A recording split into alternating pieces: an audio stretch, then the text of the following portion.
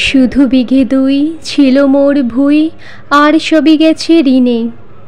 বাবু বলিলেন, বুঝেছ উপেন, এ জমি লইব কিনে।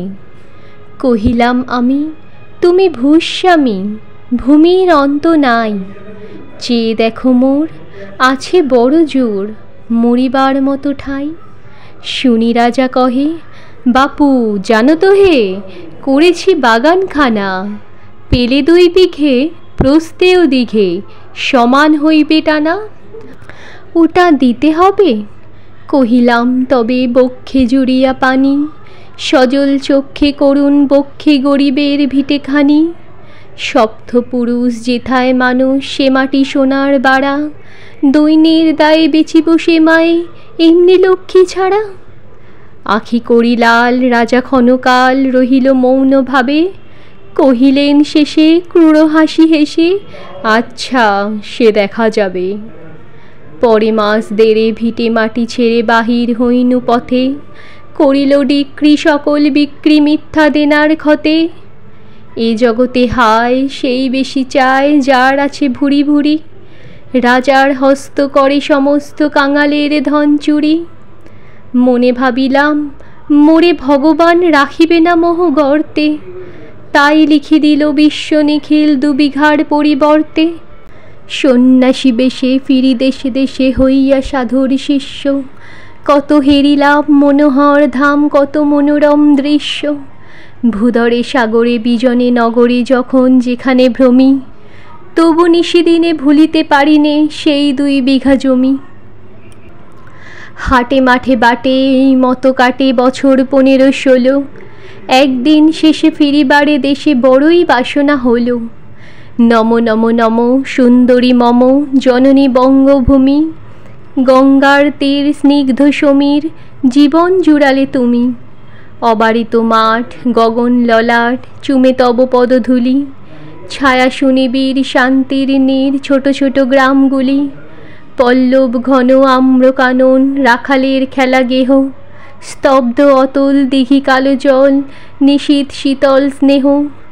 বুক ভরা মধু বঙ্গের বধূ, জল লয়ে যায় ঘরে।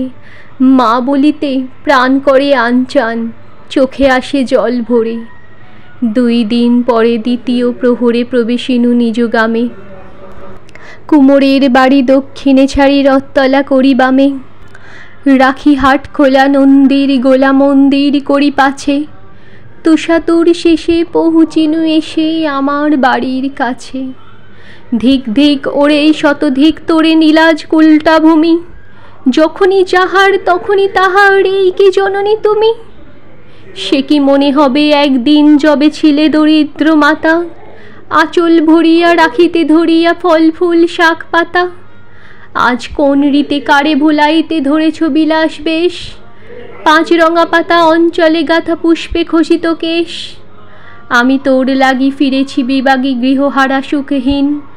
তুই হেতা বসি ওরে রাক্ষসী হাসিয়া কাটাস দিন।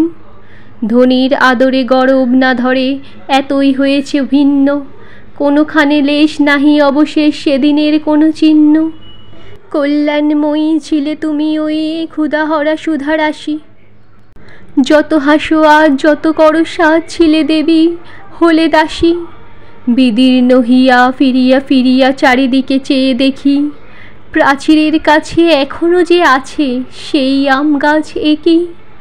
বসি তার তলে নয়নের জলে শান্ত হইল ব্যথা। একে একে মনে উদিল স্মরণে বালক কালের কথা। সেই মনে পড়ে জ্যৈষ্ঠের ঝড়ে রাত্রে নাহিক ঘুম। অতি ভোরে উঠি তাড়াতাড়ি ছুটি আম করিবার ধুম।